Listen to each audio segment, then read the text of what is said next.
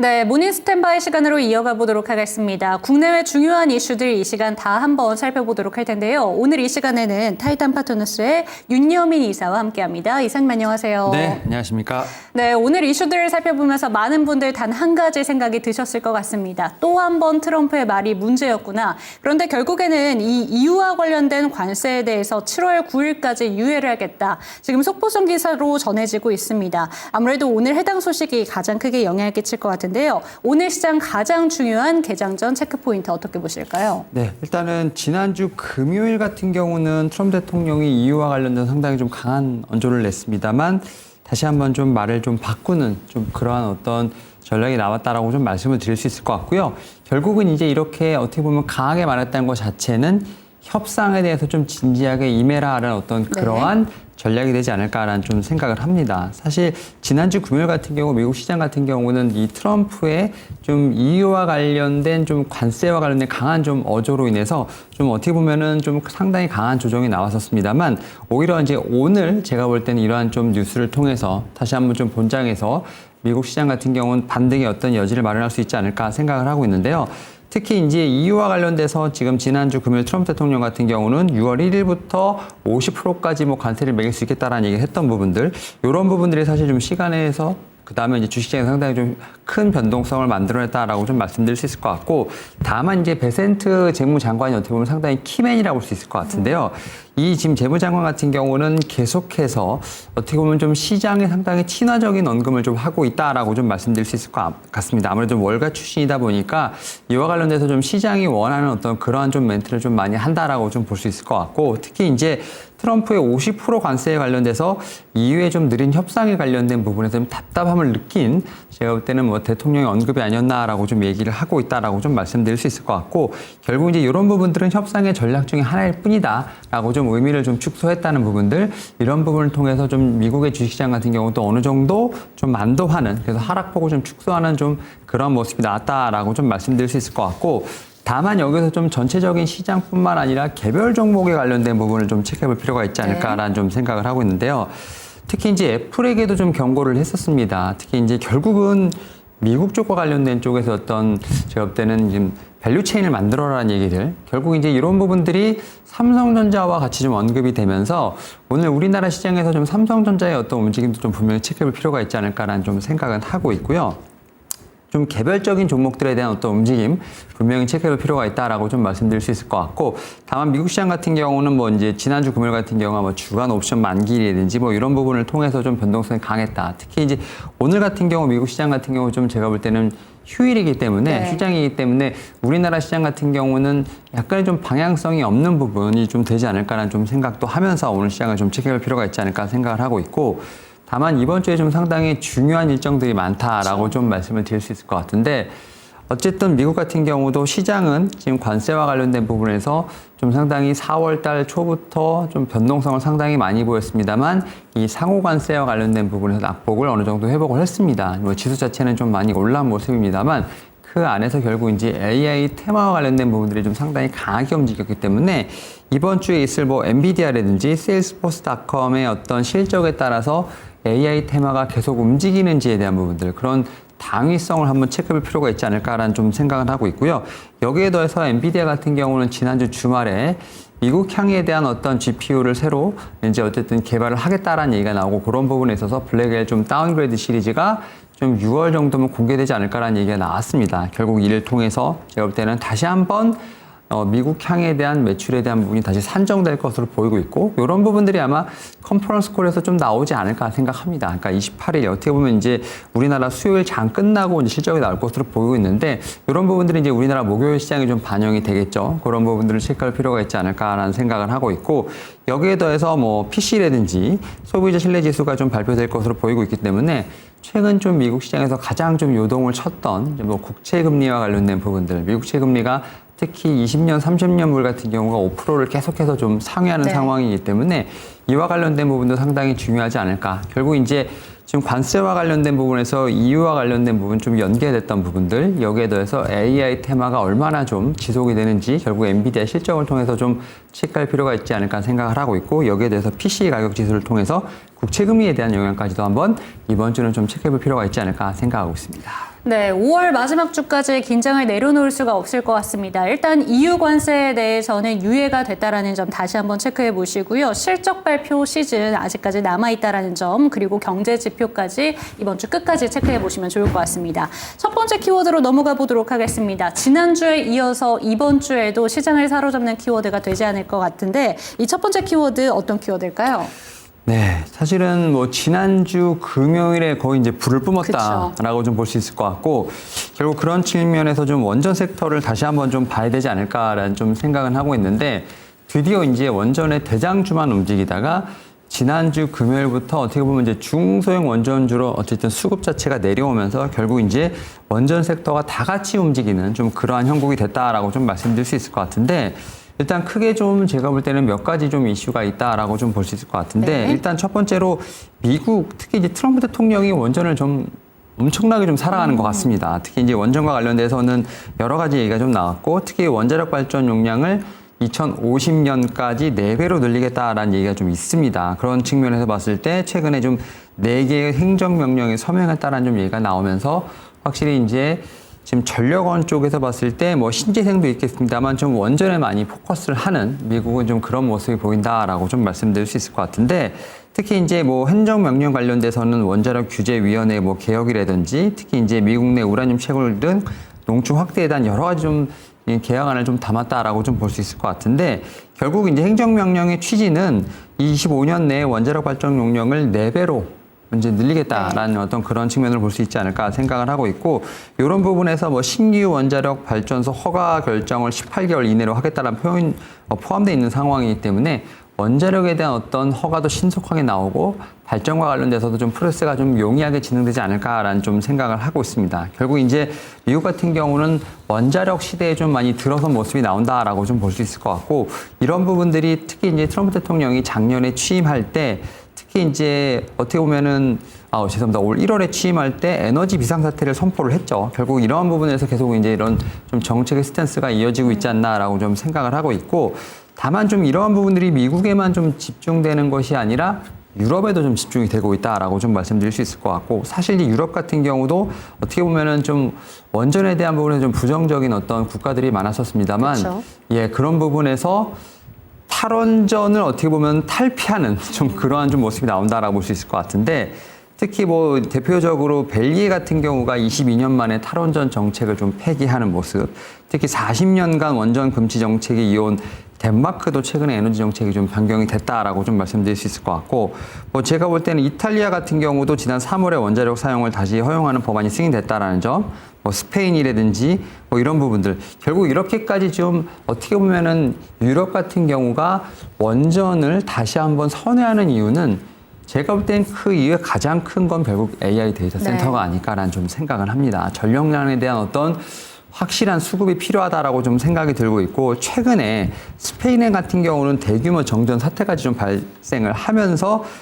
결국은 이제 이 스페인 같은 경우도 10년 안에 원자력 7곳을 폐쇄한다는 계획을 뭐 취소했다라고 좀 볼 수 있을 것 같고, 그런 측면에서 이런 원자력과 관련된 부분에서 사실은 여러 나라들이 있습니다. 한 5개 정도가 있는데, 뭐 한국, 중국, 러시아, 프랑스, 미국, 이렇게 한 크게 5개. 하지만 이제 미국 같은 경우는 어떻게 보면 TSMC처럼 어떻게 보면 이제 파운드리가 없는, 그러니까 그러다 보니까 엔비디아처럼 설계만 할 수 있는 시공 능력이 없는 상황이다 보니까 미국 같은 경우는 좀 제외가 된다고 볼 수 있을 것 같고, 중국이라든지 러시아 같은 경우는 아무래도 지금 이제 미국뿐만 아니라 지금 서방에서도 상당히 좀 꺼려하는 어떤 상황이기 때문에 결국 뭐 프랑스랑 우리나라가 나는 상황. 근데 프랑스는 워낙 납기도 잘 못 맞추고 비용도 워낙 비싸다. 결국 그런 측면에서 봤을 때 온타임 온버짓으로 우리나라가 많이 상당히 선호가 된다라고 좀 말씀드릴 수 있을 것 같고, 그러한 측면에서 저는 이제 이 원전과 관련된 부분들이 확실히 좀 전 세계적으로 좀 주도주를 잡을 수 있는 우리나라가 좀 그러한 제가 볼 때는 위상을 좀 많이 제가 볼 때는 얻지 않았나 생각을 하면서 네. 이제부터 좀 약간 새로운 주도 섹터로서 원전 섹터가 이번 주도 좀 어떻게 보면 관심을 받지 않을까 생각은 하고 있습니다. 네, 지금 얘기해 주신 대로 전체적인 전 세계 시장에서 원전에 대한 관심 뜨거워지는 것 같습니다. 지난주 금요일 우리 대선 토론에서도 원전에 대한 키워드는 계속해서 언급이 되는 거 보니까 이번 주에도 원전 종목들 주목하시면 좋을 것 같은데요. 관심 종목으로 어떤 종목들 보셨을까요? 네, 사실 제가 이 시간을 통해서 이제 두산 에너빌리티, 네. 그다음에 G2파워, 우진엔텍 같은 원전 관련된 종목들을 상당히 많이 말씀드렸고, 이러한 종목들이 사실은 뭐 두산 에너빌리티 같은 경우는 이미 50주 신고가 행진을 그쵸. 계속 하고 있고, 뭐 G2파워라든지 우진엔텍 같은 경우도 다시 한번 좀 고점을 넘어가는 상황이기 때문에 이런 종목들은 이제 기존 보유자 영역이라고 말씀드릴 수 있을 것 같고, 제가 오늘 가져온 종목이 거의 마지막 제가 볼 때 타자가 되지 않을까라는 네. 좀 생각은 하고 있는데, 바로 이제 오르비텍이라고 좀 말씀드릴 수 있을 것 같습니다. 오르비텍 같은 경우는 원자력뿐만 아니라 항공 사업을 주로 영위한다라고 좀 말씀드릴 수 있을 것 같고, 특히 1분기의 실적이 상당히 좋았다라고 좀 말씀을 드릴 수 있을 것 같습니다. 특히 이제 이제 주력 사업에 대한 안정성도 있습니다만 투자를 잘했다는 얘기도 있는데, 결국 그러한 측면에서 봤을 때 좀 제가 볼 때 재무적인 여력이 좀 생겼다는 것 자체, 이런 부분을 통해서 신사업과 관련된 부분에서 제가 볼 때는 충분히 좀 확장에 대한 가능성을 볼 수 있지 않을까라는 좀 생각을 하고 있는데요. 특히 이제 이 항공기 솔루션 관련돼서 제가 볼 때는 좀 두드러진 모습을 좀 보였다라고 한다면, 최근에는 이제 원자력 관련 서비스와 관련된 부분에 좀 어떻게 보면은 관심을 가질 수밖에 없는 상황이 아닐까라는 좀 생각을 하고 있는데요.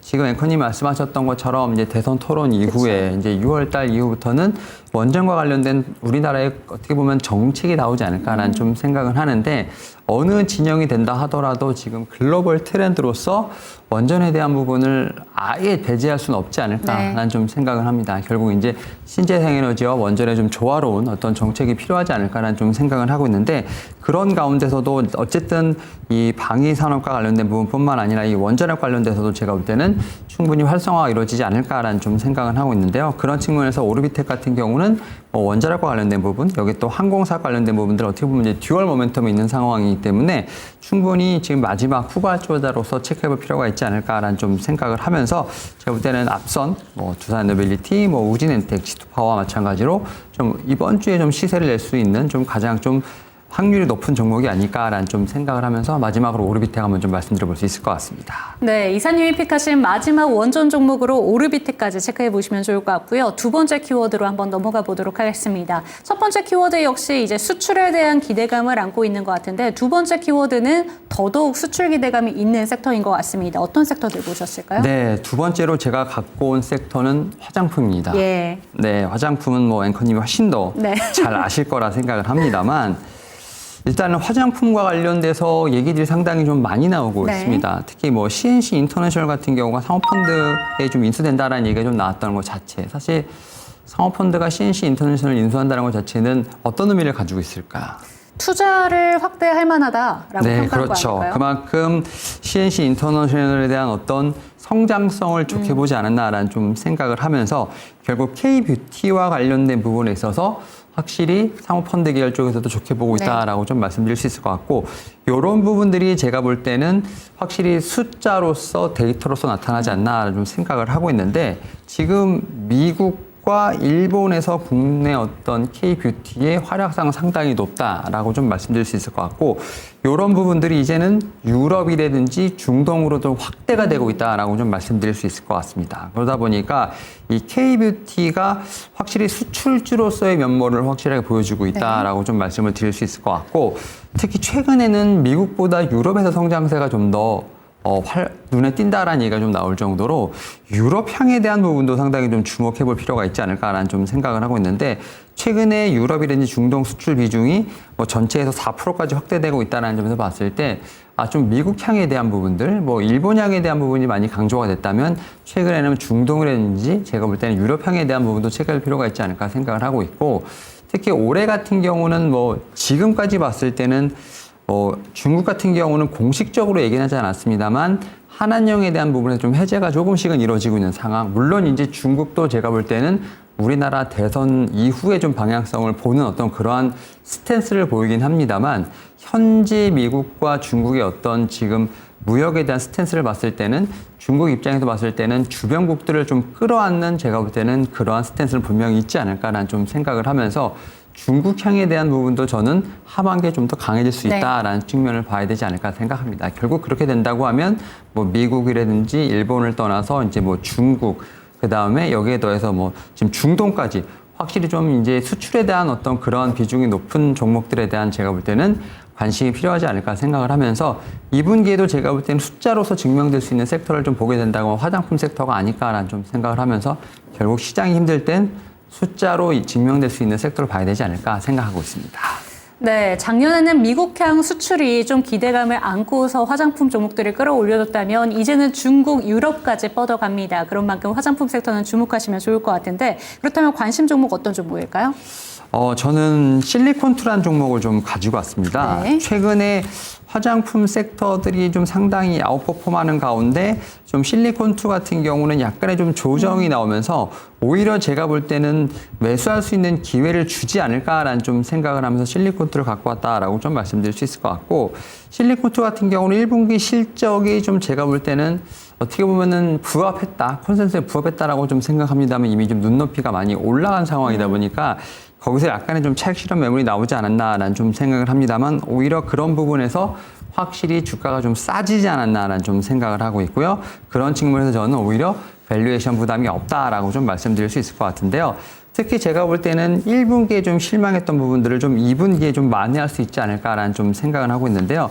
최근에 좀 2분기에 좀 신규 브랜드의 어떤 매출이 기여되지 않을까라는 좀 얘기를 하고 있습니다. 특히 이제 신규 브랜드로서 메디큐브라든지 바이오던스, 뭐 달바 같은 어떻게 보면 신규 브랜드가 좀 빠르게 좀 안착하고 있는 가운데 지금 조선미녀라든지 아누아 같은 어떤 기존의 어떤 브랜드도 상당히 좀 잘 팔리고 있는 상황이기 때문에 제가 볼 때는 이러한 부분들이 좀 제가 2분기 좀 매출에 좀 반영되지 않을까라는 좀 생각을 하고 있고요.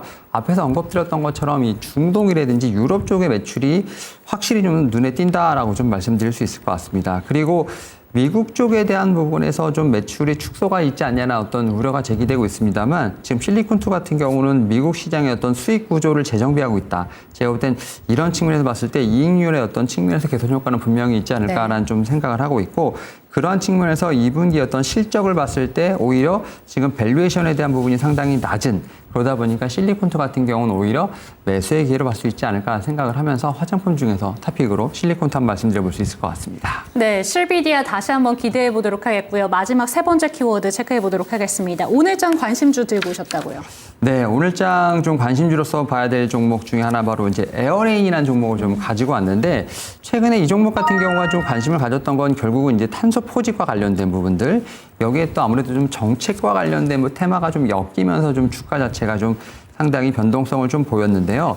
사실 에어레인과 관련된 특히 이제 이 탄소 배출권, 뭐 탄소 포집과 관련된 부분은 어떻게 보면은 우리나라뿐만 아니라 지금 미국 쪽에서도 상당히 좀 주목할 만한 좀 그러한 분야라고 볼 수 있을 것 같은데, 최근에 이 IRA 법안과 관련돼서 좀 얘기들이 많이 나오고 있지 않습니까? 특히 이제 감세안 쪽에서 IRA 법안에 대한 어떤 투자 축소와 관련된 얘기들이 상당히 많이 나오고, 그런 측면에서 뭐 전기차 보조금뿐만 아니라 좀 그러다 보니까 2차 전지 쪽에 대한 부분에서 좀 상당히 좀 힘든 구간을 거치고 있다라고 말씀드릴 수 있을 것 같은데, 그 가운데 하나가 또 이제 탄소 포집과 관련된 부분, 탄소 배출과 관련된 좀 예산이 있는데 이 부분을 트럼프는 건들진 않았습니다. 네. 결국 미국 같은 경우도 이런 탄소 배출, 탄소 포집과 관련돼서는 여전히 높게 평가하고 있다라고 볼 수 있을 것 같고, 특히 우리나라 같은 경우도 지금 이제 새 정부 출범 이후에 어떻게 보면 4차 배출권 거래소 할당 계획에 대한 수립이 예고되어 있는 상황, 결국 그런 측면에서 탄소권 배출과 관련된 부분은 여전히 좀 살아있는 그런 테마가 되지 않을까 생각을 하고 있고, 특히 에어레인 같은 경우는 실적도 상당히 좋다라고 좀 말씀드릴 수 있을 것 같습니다. 지난 1분기에 영업이익 같은 경우 12억 정도밖에 되진 않았습니다만 전년 동기 대비 600% 이상 증가했다는 것 자체는 숫자로서 절대적인 금액은 작습니다만 성장률이 상당히 높다라고 좀 말씀드릴 수 있을 것 같고, 최근에 보게 된다고 하면 지금 글로벌 제조 공급망이 재편되면서 결국 이제 부품 제조국이 중국인이 아니냐에 대한 부분이 상당히 좀 많이 좀 거론이 되고 있는데, 그 가운데서 좀 한국산 제품에 대한 수요가 좀 꾸준히 일어나고 있지 않나라고 좀 생각을 하고 있습니다. 특히 특히 이 회사 같은 경우는 뭐 바이오가스, 수소, 이산화탄소, 포집 활용 저장 관련돼서 지금 신규 산업군을 중심으로 한 제가 볼 때는 포트폴리오가 좀 재정비되고 있다는 점에서 봤을 때 충분히 그런 측면에서 좀 제가 볼 때는 좀 성장성에 대한 부분을 체크해 볼 수 있지 않을까라는 좀 생각을 하면서 뭐 실적과 관련된 부분들 여기에 좀 테마적인 부분도 있겠습니다만 미국 관련돼서도 지금 탄소 포진 관련된 상당히 좀 중요한 부분이 있기 때문에 다시 한번 움직일 수 있지 않을까 생각을 하면서 그 가운데서도 에어레인 한번 좀 말씀드려 볼 수 있을 것 같습니다. 네, 오늘 세 가지 키워드를 통해서 세 가지 종목 살펴볼 수가 있었습니다. 오르비텍 마지막 이 원전 관련된 종목으로 들고 오셨고요. 실비디알 다시 한번 비상 기대해 보도록 하겠습니다. 에어레인까지 IRA 법안이 폐지될 수 있다라는 그런 우려감은 있지만 탄소 포집 여전히 긍정적이다라는 점 살펴보시면서 에어레인까지 주목해 보시기 바랍니다. 네, 오늘 말씀 잘 참고해 보겠습니다. 고맙습니다. 네, 감사합니다. 네, 이렇게 투자 판단에 도움이 될 만한 정보 전달을 해드렸습니다. 종목에 대한 상승과 하락은 보장하지 않는다는 점 반드시 기억해 주시고 오늘도 행복한 하루 시작해 보시기 바라겠습니다. 고맙습니다.